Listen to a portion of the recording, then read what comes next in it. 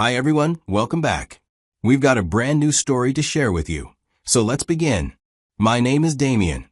When a woman you've trusted for 15 years can't immediately say no when you ask her if she's cheating, the look in her eyes and the angry way she reacts tell you the truth before anyone else does.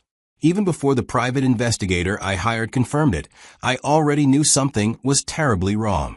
Catherine and I had been married for 15 years. One afternoon, I decided to surprise her at work to celebrate her new promotion to CEO.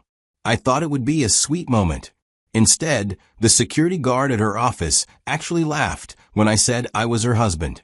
The chain of events that happened after that moment changed our lives forever. If you enjoy stories like this, take a moment to tap the like button and leave a comment on where you're watching from. Let's know ourselves. Now back to the story. Catherine and I met back when we were both living in Chicago, both just getting our careers off the ground. I worked as an insurance claims analyst, which was a stable job with decent pay. After we met through mutual friends at a dinner party, we connected quickly. When we started dating, it felt like we were meant for each other. After a year of dating, we moved in together. 2 years after that, we got engaged. Our wedding was beautiful with family and friends. Catherine was already working at a pharmaceutical company when we first met. She had been there for about 3 years, and everyone could tell she was going places. She kept getting promoted, taking on bigger projects, and gaining more responsibilities. Her career meant a lot to her, and she worked hard every day to move forward. I supported her dreams completely. I was honestly proud of everything she achieved. Whenever she had a chance to take on a new role, even if it meant longer work hours or traveling for days at a time, I encouraged her. I believed that partners should cheer each other on and help each other grow. During the 15 years we were married, Catherine built an impressive career. She went from operations manager to director, then to vice president, and eventually to senior vice president. Each new title brought more pressure, longer hours, higher expectations, but also a much bigger paycheck. Meanwhile, I stayed in my steady job at the insurance company. I didn't rise as fast as Catherine, nor did I want to. I was happy with a stable position that paid well enough and didn't take over my entire life. I liked having time to relax, breathe, and not think about work around the clock. On the outside, our marriage seemed normal. We talked about our days, shared meals, and kept a peaceful routine. Our intimacy became less frequent over the years, but nothing dramatic ever happened. No screaming fights. No big problems. Just a quiet, long-term marriage that slowly settled into habit. I trusted Catherine completely. She had never given me a reason to doubt her or question her loyalty. The only distance I ever noticed came from her long hours, but that felt normal considering how demanding her job was. Catherine kept a strong wall between her work and her home life. I almost never visited her office, and I didn't really know her coworkers except for a few names she mentioned now and then. Over the years, I met some of her early coworkers at holiday parties or special company celebrations. But as she climbed higher and higher in the company, her circle changed. Her world became more connected to her career, and I slowly became less involved in that part of her life. She always went to work events alone, saying they were boring and that I wouldn't enjoy them anyway. A few months before our 18th anniversary, Catherine was promoted to CEO. It was the result of 18 long years of hard work at the same company. Becoming CEO had always been her biggest dream, and reaching it was a huge accomplishment. I was honestly very proud of her. We celebrated the night she got the news. We went out for a nice dinner, and I told her how impressed I was. I told her how lucky I felt to be married to someone so innovative, dedicated, and successful. But the new job came with a price, longer hours, constant work trips, and a lot more stress. She became even more focused on her career than before. I understood, though. This was what she'd been chasing for years, and I wanted to support her. One afternoon, about 3 months after her promotion, I finished my own work earlier than expected. A project wrapped up early, so I suddenly had a free afternoon.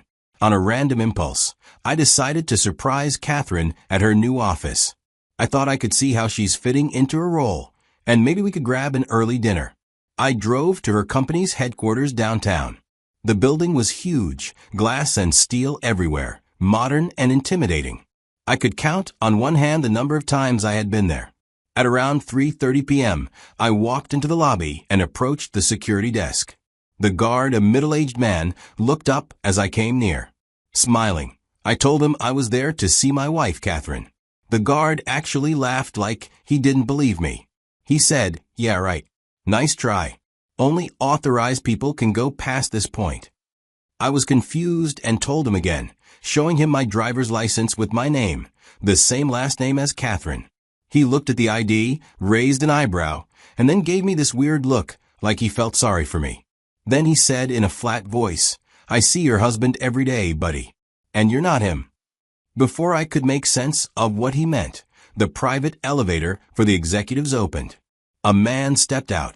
He looked to be in his late 30s, well-dressed, wearing an expensive suit. The guard pointed right at him and said, "That's her husband." The guard pointed and didn't even look in our direction. He just walked straight toward the exit. I stood there frozen. My brain couldn't process what I had just heard or seen.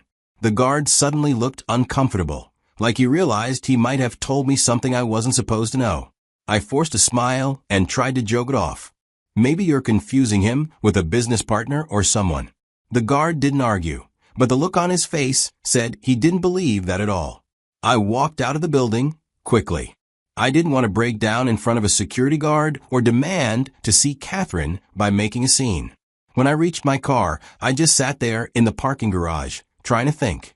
I tried calling Catherine, but it went straight to voicemail. She was probably in a meeting, but it still made me restless. I felt embarrassed and unwanted. The guard was so sure. The way he pointed at that other man and called him her husband. Staff only believe someone is a spouse if something seems personal, familiar. Driving home felt like moving through a loop. My mind kept replaying the whole scene. The meaning behind what I had seen was clear and terrible.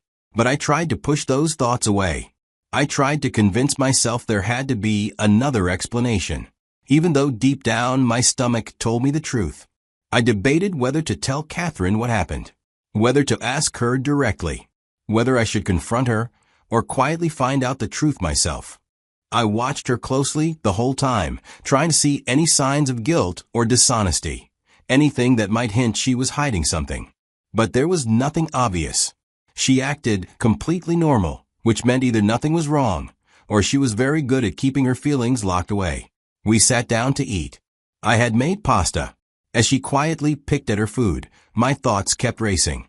I couldn't stop thinking about what the security guard told me earlier and the man he pointed out. The pressure inside me got too strong. Before I could stop myself, I blurted out, "Are you cheating on me?" Catherine's had jerked up so fast. Her face showed shock, then anger. "What? What kind of question is that?" she snapped. She sounded like she was offended. I was like she was more insulted than worried about the accusation. I tried to explain. "I went to your office today to surprise you. The security guard said he sees your husband every day." Then he pointed at another man. Catherine's expression shifted quickly. "That's ridiculous," she said sharply. "He must have been confused. Some of my coworkers are around the office a lot. Maybe he assumed." I cut her off. He wasn't guessing. He was very sure. Catherine suddenly pushed her chair back and stood up. Her voice rose. "So you're accusing me because of something a security guard thinks he saw?" And that's when I noticed something important. She still hadn't said, "No, I'm not cheating." She didn't deny anything, not directly. She just got angry and turned the whole thing into an attack on my trust. She walked away from the table without another word and went into the bedroom. The door closed hard behind her. Later that night, I apologized through the closed bedroom door. I said I shouldn't have accused her without knowing more. I said I was sorry for hurting her feelings. Catherine eventually opened the door. She said she forgave me, but her voice was cold. She told me I had disappointed her, that she couldn't believe I'd think so little of her. But even after saying the words, the warmth between us didn't come back. It felt like she was only pretending to accept the apology. And between the security guard's certainty and Catherine's refusal to deny anything, a seed of doubt had settled firmly in my mind. I knew I had to find the truth. The next day, during my lunch break, I searched online for private investigators. I read reviews, looked at their websites, and compared different firms. I finally found one with many good reviews and seemed experienced with cheating-related cases. So I called them right away and booked a meeting. That same evening, after work, I met with the private investigator in his office. I explained everything and why I suspected she might be hiding something from me. He told me he could follow Catherine, watch her daily movements, and find out if she was having an affair. He warned me that it would take several weeks to gather solid, undeniable proof. I agreed to hire him. It was expensive, much more than I expected, but at that point, I needed real answers. I couldn't keep living in fear, guessing, and wondering. At home, I began watching Catherine more closely. I started noticing things I had ignored before. She was attached to her phone, taking it with her everywhere, even if she was going to the bathroom or another room for a few minutes. One night, when she left her phone unattended on the table, I tried to check it. But when I tapped the screen, I discovered she had changed her password. The old code I knew didn't work anymore. I couldn't get in. That small change hit me hard. It felt planned. People don't suddenly lock their phones unless they're trying to hide something. I acted normally on the outside and pretended the earlier argument was behind us. But inside, something in me had pulled back. I felt cold, distant, and almost numb, just waiting for whatever the private investigator would eventually find. For the next 3 months, the investigator worked quietly in the background. He followed Catherine on workdays, watched her business trips, and collected every bit of information he could. During that time, he discovered the man she was seeing, her company's vice president of strategic planning, someone who reported directly to her. He showed me video clips of them leaving the office together, getting into the same car, eating at restaurants, and staying late when most people had already gone home. The investigator also found hotel records from Catherine's business trips. Many of those reservations showed she had checked into the same suite as that man. Not separate rooms, one shared suite. The evidence was clear. The investigator even spoke to some of the office staff, keeping his identity hidden. What he learned shocked me. Many of Catherine's coworkers thought the man she was with, the elevator guy, as I called him, was her husband. They saw them together constantly, acting comfortable and familiar, like a real couple. None of them had ever met me. Most didn't even know Catherine was married. To them, her relationship with the other man was an open secret, something everyone quietly knew about but never said out loud. The worst part was discovering the affair had been going on for years. It had started as a professional relationship and gradually turned into something personal, something intimate. After 3 long months, the investigator finally met with me to hand over the complete report. He went through everything carefully. There were photos of Catherine and the other man together. There were videos of them leaving work side by side almost every day, as if it were part of their regular routine. There were travel records proving that multiple work trips she told me about were actually romantic vacations with him. Everything was documented. The woman I had trusted completely had been living a double life. The moment I saw the whole truth, I felt anger, heartbreak, humiliation, everything hitting me at once. I felt rage at her betrayal, grief for the marriage I thought we shared, and deep embarrassment knowing that almost everyone at her office had known the truth. That night, I couldn't pretend anymore. I couldn't keep acting like everything was fine when I knew the truth sitting right in front of me. I waited for Catherine to come home. She arrived around 7:30. Her keys dropped lightly into the bowl by the door, and she walked into the living room without noticing what was on the table at first. I was sitting there, stiff and silent, with the report from the private investigator opened in front of me, where she would immediately see them. When Catherine walked in and looked at my face, she noticed that something was wrong. Then her eyes slowly moved to the papers and the photos.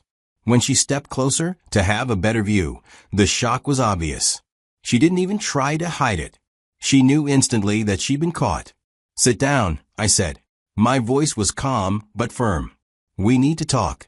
She sat down without saying a single word. I spoke clearly, almost like I was reading from a script I had practiced. The security guard wasn't confused. Your affair partner is the vice president of strategic planning. The same man everyone at your office thinks is your husband because you've been openly affectionate with him for years. I showed her picture after picture.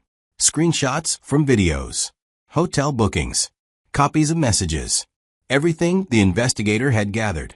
For the first time in our marriage, Catherine was utterly speechless. She couldn't use her usual anger or excuses to defend herself. The evidence was too strong and too honest. I continued, "The night I asked if you were cheating on me, you didn't say no. You just got angry. That told me everything. So I hired an investigator. And this is what he found." I went through the entire report with her. Finally, Catherine whispered, "Damien, I don't know what to say." I cut her off immediately. I don't want excuses. I don't want apologies. What I want is a divorce. And I want you to cooperate. Her eyes widened with fear. I then laid everything out clearly. "I know everything, Catherine. And I have all of this evidence. If you refuse to cooperate with a clean and quiet divorce, I will make all of this public. You had an affair with a subordinate. You were careless enough that your entire office knew about it. Do you understand what a scandal like that would do to your reputation?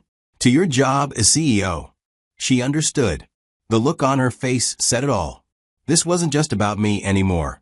It threatened everything she had built over 18 years. CEOs having affairs with people below them in the company? Boards hated that. It meant power imbalance issues. Possible harassment claims. A company-wide scandal. She would almost definitely lose her position. Catherine finally asked in a small voice, "What do you want?" I answered without hesitation, "I want a private divorce settlement that benefits me. 15 years of marriage were wasted because you were dishonest. I want a clean separation. You agree to everything, or I take the evidence to your board and let them decide your future." She looked down, finally accepting the truth. She knew she had no other choice. The evidence was undeniable. The danger to her career was real. So she agreed to cooperate. I talked to a divorce lawyer right after confronting Catherine, and I hired her that same day. The lawyer drafted divorce terms that benefited me greatly. Because Catherine earned much more than I did, and because the divorce was clearly her fault, the agreement required her to pay a large financial settlement. I would also get to keep the house we bought together. Almost all our shared property would go to me, and the split would be clean and straightforward. Catherine hired her own lawyer immediately after our confrontation. Her lawyer tried to argue against some parts of the agreement, but he knew I had the stronger position. He understood that if Catherine tried to fight me in court, things would get much worse for her. A public case would mean all the evidence of her affair would become part of the official record. Everyone would know she had a relationship with a person who worked under her. Her company's board could investigate. She would almost definitely lose her CEO job, and her reputation would be ruined forever. In the end, Catherine signed the agreement because she had no choice. Fighting back would destroy her career. The private settlement protected her professional life, but it cost her a lot of money and most of the things we owned together. We didn't have kids, which made the legal process much easier. There were no arguments about custody or child support, just dividing property and agreeing on the final terms. The divorce was finalized in 6 months. It went quickly because Catherine didn't contest anything. She followed all the steps, signed every document her lawyer handed her, and didn't create problems. When the split was official, she moved into an apartment across town. She only took her personal belongings and the few items the settlement allowed her to keep. During the entire divorce process, we barely spoke. Nearly all communication was done through our lawyers. The few times we did have to sit in the same room were cold, distant, and strictly professional. I felt emotionally exhausted, but relieved that the marriage was officially over. I'd gotten significant financial compensation for 15 years of deception. I could close this chapter and move forward. There were many lessons I learned from what happened to me. Some of them were painful, but they opened my eyes. I learned that affairs can sometimes be open secrets, things everyone knows about except the person being cheated on. Catherine's whole office seemed to think her affair partner was her husband, because of how close they acted in public. In their professional world, I didn't even exist. Meanwhile, I stayed at home, clueless. I learned that when someone refuses to say no to a simple question, that is an answer. When I asked Catherine if she was cheating, she didn't deny it. Instead, she got angry and defensive. Now I know that guilty people often act that way to distract you from what they're really doing. I learned that having proof matters in a divorce. Because I collected solid evidence, I had power during the negotiations. Catherine cared more about protecting her CEO image than fighting the settlement, so she agreed to terms she would never have accepted under normal circumstances. But the biggest lesson was this: once trust is destroyed, it cannot be rebuilt. Catherine had a year-long affair, and she didn't even hide it at work. There was no relationship left to save after that. You might think I was being vengeful by using the evidence to get a better settlement. You might call it blackmail instead of negotiation. But I don't see it that way. I had every right to protect myself. She lied to me for years while her career kept growing. The settlement brought balance to a situation where I had been deeply wronged. I'm at peace with how things turned out. Staying with Catherine after discovering the truth was never an option. And the settlement was fair, especially since she earned much more than I did and was responsible for ending the marriage. Sometimes I hear news about Catherine through mutual friends. She's still a CEO, as far as I know. Her affair ended around the time our divorce was finalized. I don't know if she discontinued it or if her affair partner left once things got complicated. The whole process was emotionally crushing. I had to face the fact that our 15-year marriage wasn't what I believed it was. I had to take apart the life we built together and divide everything we shared. I deserved loyalty. I deserved honesty.